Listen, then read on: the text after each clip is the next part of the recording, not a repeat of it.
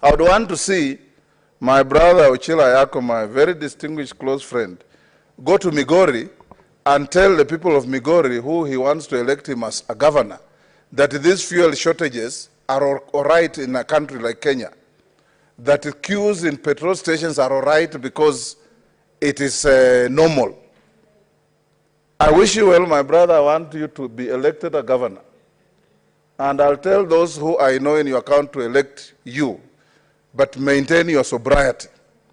And when we see something wrong, we must be able to tell the king that he's naked instead of praising his suit when he has no suit. This is a naked government, and this government, if anything, we should pray quickly that 9th August is brought forward so that we can vote them to go home and we show them how to run the country. We, as Kenya Kwanza, are coming to save this country from this morass, from this irresponsibility, from this greed, from this theft, and from this uncaring behavior that doesn't know that Kenyans are suffering. Madam Fatuma, you can tell this house, how many patients are dying in ambulances because there's no fuel? Do we want to defend that? How many Kenyans? My time is up, I'm told. Madam Speaker, if this was a caring and democratic government, President Uhuru and his government should tender their resignation and leave leadership to those who can lead the country. That is where we are. Thank you, Madam Speaker. As I sat here and listened, I wondered what happened to the mentality of getting solutions as opposed to the mentality of pointing fingers and becoming a hero for the moment. Be it because I've heard the government being blamed, I've heard Kenyans being blamed for panic buying, I've heard hoarders or oil marketing companies being blamed, I've heard the media, everybody has been blamed. But who in this house as a leader has looked at the solution? Who cares? In the meantime, people are bleeding, the price of everything, of essential goods and services have escalated, but here we are, trying to get airtime, trying to look really like, I don't even know what it is, but blaming, pointing fingers, politicizing, I don't know, campaigning, whatever it is. But who is even thinking, where is the problem and how can we solve this problem so that today a child in Isiolo can actually eat something or move to much needed hospital in somewhere else, or who is thinking that? So as I sit here, I'm actually appalled and I'm actually saddened that we haven't even said for a moment, where is the problem? We've all jumped onto blame gaming, finger pointing, and campaigning on the blood of the children of this country and playing politics with the future of this country, Mr. Speaker. I know it's political season. I know it's just in the eve of 2022 general elections, but that doesn't excuse us as leaders to just play politics at every opportunity without even a care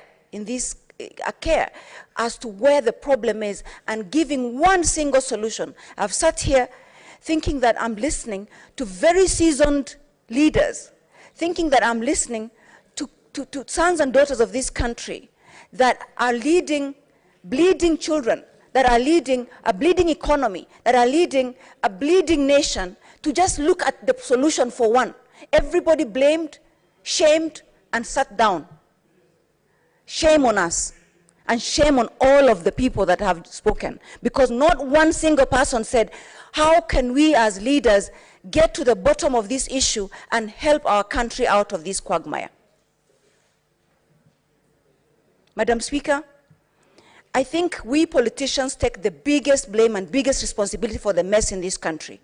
The corruption that causes these queues, the lack of oversight that causes these things, the budgeted corruption that ends up not giving the right thing, the right money in the right places, is to blame for these things. And who is presiding over these things? Ourselves as politicians. Shame on us. Today we use this privilege to say the right things for the people that we are going to ask for favors from, be it our political leaders, be it whoever it is. Shame on us. And I hope the electorate can see through that nonsense and send home all these kinds of people that do not give a damn or do not care about the children of this country and play politics at every juncture to just get really cheap political mileage out of these things. I'm not going to say who is, because I don't know. But in my language they say, asking what is the problem is actually solving the problem. But nobody has asked what the problem is. Everybody has jumped into the president, the Kenyans, whoever else that is to be blamed. So where is the solution? The solution is this, is in sending home all these cheap talkers so that we look and bring in people who will have a mindset of problem solution and not a mindset of playing with the politics and playing politics with the future of our children. I thank you, Madam Speaker. We all know there is a government program where it sets aside amounts of money to pay oil marketers to ensure that Kenyans, they don't pay huge sums for the various products. Madam Speaker, for the last 1 week or 2 weeks, the marketers have been complaining they have not been given or paid accruing subsidy monies. As a result, Madam Speaker, the oil marketers are unable to sell petroleum products and fuel products at the current rates which have been set by Energy Regulatory Authority. As a result, we do not have enough oil being supplied to Kenyans. The border riders, the matatu drivers, the matatu owners, private vehicles owners are suffering, Madam Speaker. When you have a situation where teachers who are currently supposed to go to mark national exam are unable to travel, when you have sick people who are unable to go to hospital because transportation has been disrupted by this crisis. Madam Speaker, when you have farmers' products are unable to go cross county because of fuel disruptions, Madam Speaker. When you go to a petrol station as an owner of a motor vehicle, you are being told you can only fuel 1,000 Kenya shilling. Despite, notwithstanding, maybe you want to make a journey of about 600 kilometers. Madam Speaker, Kenyan economy is going to contract as a result of this fuel crisis. Madam Speaker, what about the millions of Kenyans who use paraffin as a fuel, Madam Speaker? When you have poor Kenyans who cannot be able to buy gas, they use paraffin, but now they are unable to do so because paraffin is not in the market. I come from a county called Murang'a County. In Kangema, the entire Kangema constituency, the entire Madhya constituency, the entire Keharo constituency, it was only one single petrol station that had fuel, called MTN. Madam Speaker, it is so unfair when you go to places like Keno, places like Gatanga, Kandara, Kigumo, the entire Maragua constituency.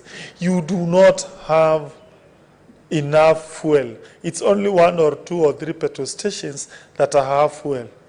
Madam Speaker, I am inquiring, where did the fuel subsidy sums go to?